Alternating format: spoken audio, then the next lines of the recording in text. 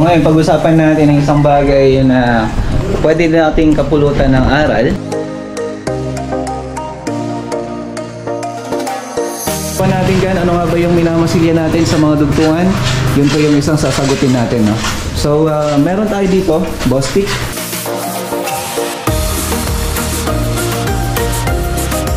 Kukunahin lang natin to, then proceed na tayo sa tile work para dito. Mania 2. Perfect.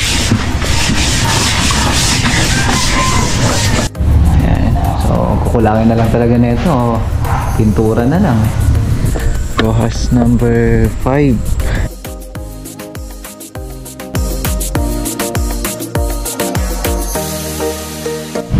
Morning. Araw ng Lunes. So, deployment tayo ng mga tropa.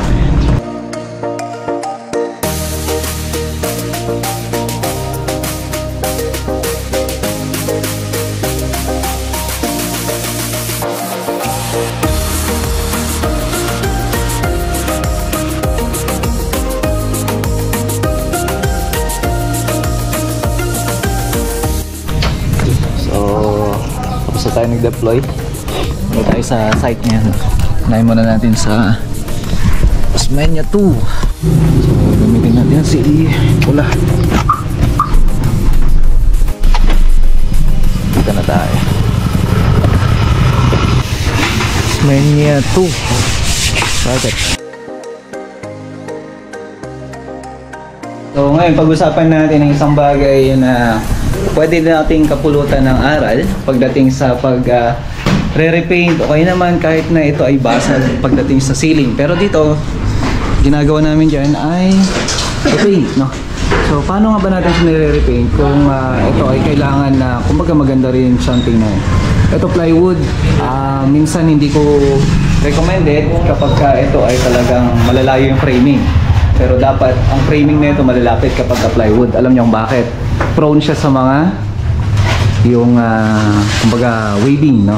So ang may re-recommend ko pagdating sa ganito mga kamasta ay dapat ay malapit yung framing natin, no? So ngayon, ang ginagawa natin dito, naglalagay tayo ngayon ng all-purpose na epoxy para sa ceiling natin, para sigurado po na talagang walang makakaligtas. Kahit na sabihin natin na ito ay may lalabas na mga crack mga kamastan, minsan nagkakaroon ako ng problema dyan pagdating dun sa mga framings natin. So ang ginagawa natin dyan, ano nga ba yung minamasilya natin sa mga dugtungan? Yun po yung isang sasagutin natin, no? So meron tayo dito Bostik, no? So Bostik na all-purpose po yung gamit natin dito, na kung saan part A at part B. So yun yung ginagamit natin sa mga dugtungan. So paano nga ba natin siya ilalagay at pinapahid? Bakit nga ba yung all-purpose na yan ay matibay pagdating sa ganitong pamamaraan? So yung tibay na yan mga kamusta, masisigurado mo na kakapit yung dalawang board na yan kapag ito ay ilalagay mo ng masilya sa isang paraan. Kung napapansin niyo, bakit nga ba namin siya green groove o kaya nilalagyan ng siwang o kaya naman yung lagayan ng ating masilya? Kasi oras na ito ay minasilya mo, nasa ibabaw lang siya kung hindi mo siya i-groove o kaya naman hindi mo siya nilalagyan ng pagitan. Kasi oras na nilagyan mo kasi yan ng pagitan, ibig sabihin meron na hong paglalagyan ng masilya. So meron mga videos mga kamasta na kung saan yung iba pinapahiran lang nila, nilalagyan ng gasa. So minsan nandun pa rin yung problema. Yun nga lang, sa problema na yun may mga solusyon naman tayo. Kagaya na ito, natapos na yung pintura, kumbaga nadat na natin to na ganito, kumbaga turn over itong project na to sa atin na meron na siyang pintura. So ngayon, ang ginagawa natin ay nilalagyan natin ng gap yan para malagyan ng all-purpose na Bostik. So yun yung gamit natin dito, diba? So ang gamit ang Bostik mga kamasta, sigurado po yan. Kahit ang ginagamit natin sa mga tiles o kaya naman sa mga dugtungan ay matibay na matibay po yan, no? So sa wall naman, sa repaint natin sa wall natin, ayan, ang ginagawa din natin yan, nagba-back to zero din tayo. And pagkatapos na back to zero yan, gamit yung grinder, ang ginagawa natin yan, pina-primeran natin yan ng sa Acrytex yung ginagamit natin yan para sigurado. Yan, so diretso masilya na at saka diretso pahid na ho siya. Yan, so dito tatiles na rin tayo. Ito yun. Ganda naman ng TNB. Bawang berhel yan. Hey, harap ka nga berhel. Di ba? Yan yung mga tropa natin eh. Tapos natapos na ni Bro Ronnie. So diretso na ho yan. Nalalatagan natin lahat. Okay, so sa tiles installation, ayos na rin. At eto, tinapos lang natin yung preparation na ito. Kumbaga yung pinakamahirap. And then, pinapatapos ko na itong paglalagay ng epoxy natin dito. Kaya yung all-purpose natin. Then, diretso pahid na lang ho yan. Then, tiles na ho tayo. Yan. So, magkakasunod na ho. Nagagawin yan, mga tropa. So, gamit natin dito yung tile adhesive na original. Para sigurado na kapit ang ating mga tiles. Pagka naglalagay ka niyan, mga kamusta, dapat hagod na hagod. O kaya naman, lubog na lubog. Ayan o. So, may diskarte yan. Kita mo nga uwang. May diskarte yan. Ayan. Ayan o. Iba rin yung diskarte si Ronnie. Using karton. Yun yung sinasabi ko eh. Madiskarte. Yan eh, 35. So, tara. Punta muna tayo sa site. Dito muna tayo. Dito tayo ng ROAS 4 tsaka 5. Kain muna tayo na bago tayo pupunta ng site.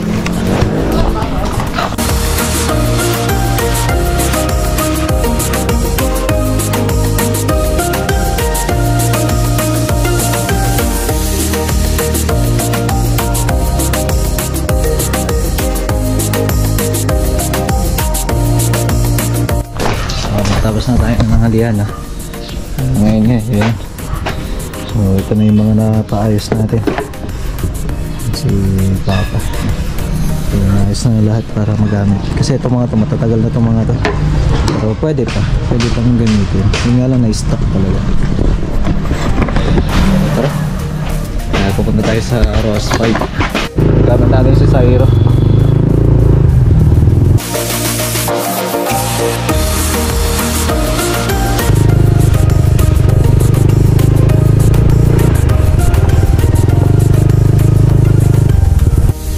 Project update tayo. ROAS number 5 tayo sa loop para makita si Aris. So ito, may binago kami dito.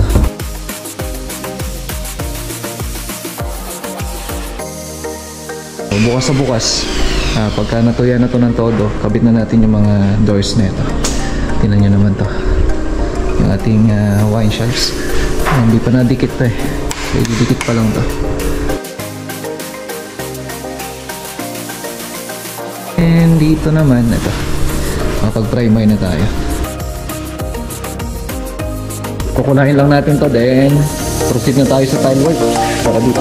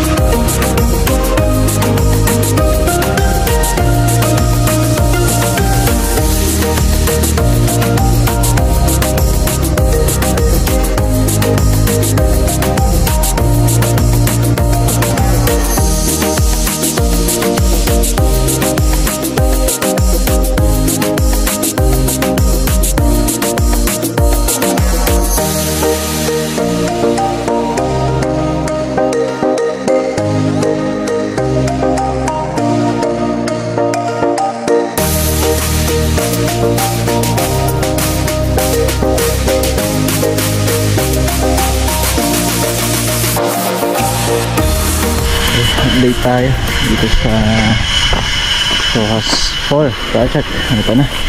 Okay na. Then dito ang mga pads natin para dito. Ayos na. So yung kulang pa nito, in-order na natin. Actually meron na mamaya.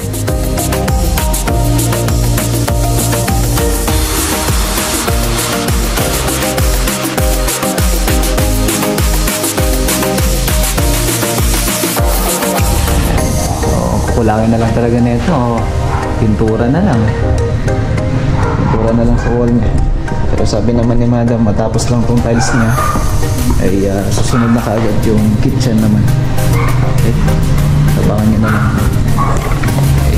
So, tara.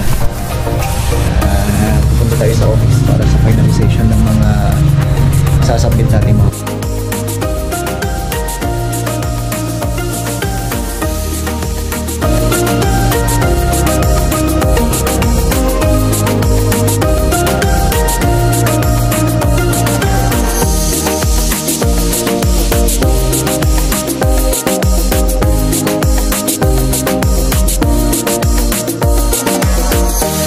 Inayos lang natin yung mga ibang paperworks o yung mga paperworks natin.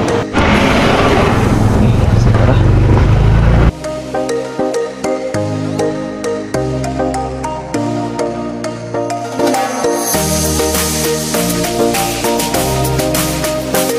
Okay, say hi baby.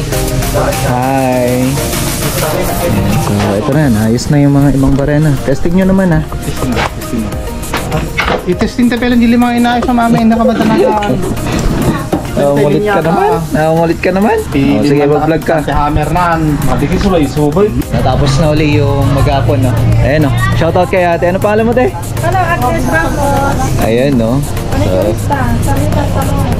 ayan, manakirista dito sa Salano, mga kumusta, no? So, puntahan nyo siya doon. And so, Manicure, kulot, oh. nagbeba, nagpuki. Oh, tumatanggap din siya ng home service kagaya niyan.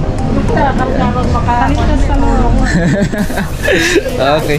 So, yan mga kamusta, no? Maraming salamat muli sa pagsama niyo sa akin sa maghapon. So, kita-kita tayo bukas mga kamusta. God bless po. Yan yung mga tropa. Basta naman isang araw. Bye.